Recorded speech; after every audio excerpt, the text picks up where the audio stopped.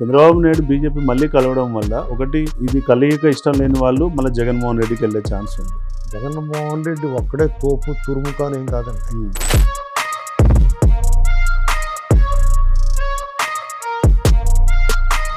రెండు minority vote అయితే కంప్లీట్గా ఈ రోజు మనం చేస్తున్న సర్వేలలో ఒక 70% మైనారిటీ ఓటు వైసీపీకి ఉంటే 30% టీడీపీకి ఉంది. ఇందిరాగాంధీ గారు దమ్ముగా ప్రకటించారు ఎమర్జెన్సీ. ఇది అప్రకటిత ఎమర్జెన్సీ నడుస్తూ ఉంది ఈ దేశంలో. వ్యవస్థలన్నీ వాళ్ళు చెరబెట్టి ప్రతిరోజు రేపు చేస్తున్నారు పైన.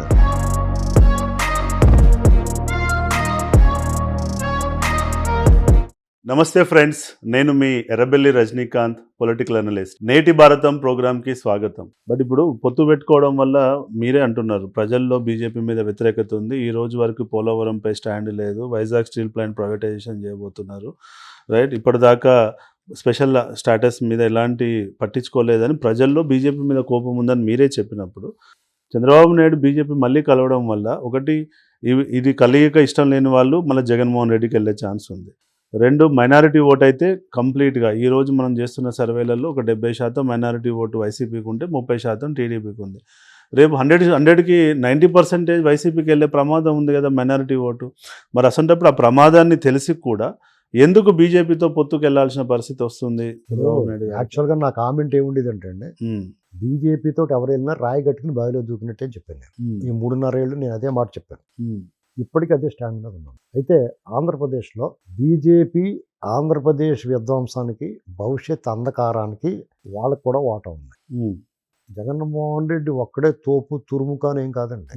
వ్యవస్థలన్నీ వాళ్ళు చెరబెట్టి ప్రతిరోజు రేపు చేస్తున్నారు పైన. ఇతని చేత కూడా చేయించారు. అంచేత వాళ్ళిద్దరూ ఉమ్మడిగా వాడుకుంటున్నారు వ్యవస్థలు. వీళ్ళు నిస్సహాయాలైపోయి చూస్తూ ఉన్నారు. 4.5 దశాబ్దాల చరిత్ర గల నా నాయకుడు చంద్రబాబు నాయుడు గారు నిర్గాంతపై నిశ్చేష్టుడై చూస్తున్నాడు వ్యవస్థల పతనం చూసి. మాలాటి వాళ్ళు కూడా ఏంట్రా ఇలా జరుగుతుంది అనుకుంటున్నాం. ప్రకటిత ఎమర్జెన్సీ, ఇందిరాగాంధీ గారు దమ్ముగా ప్రకటించారు ఎమర్జెన్సీ. ఇది అప్రకటిత ఎమర్జెన్సీ నడుస్తూ ఉంది ఈ దేశంలో. ఇలాంటి పరిస్థితుల్లో మీరు ఏం చేయగలరు? మీరు ఏమి చేయగలరు? ఇప్పుడు రేపు పొద్దున ఎన్నికలు జరుగుతాయి, మిమ్మల్ని నామినేషన్ అయిన ఉన్నారు, మీరు ఇదిలో పోతే అరెస్ట్ చేస్తారు, మీ క్యాడర్ అందరినీ రౌడీ షీట్లు ఆల్ పెట్టేస్తారు. వాళ్ళు డబ్బు యథేచ్ఛగా పంచుకుంటారు. మధ్యన మీటింగ్ చూడండి, సిద్ధంలో ఎలా పంచుకున్నారు, మధ్య మధ్య ఎలా తాగారో. మీరు రేపొద్దున మిమ్మల్ని ఈ రకమైన ఇబ్బంది పెట్టి అంటే ఎలక్షన్ చేయడం కోసం డెఫినెట్గా బీజేపీ సహాయం కావాలన్నది అంటున్నారు. మీకు తెలుగుదేశం ఇప్పుడు నేను ఆంధ్రప్రదేశ్ ప్రజలైనా టీడీపీ క్యాడర్ అయినా బీజేపీని చచ్చినట్టు ఒప్పుకోవాలి. జగన్మోహన్ రెడ్డి వద్దనుకుంటే, జగన్మోహన్ రెడ్డి గారు కావాలనుకుంటే వీళ్ళు ఎలా పడినాగా అనవసరం.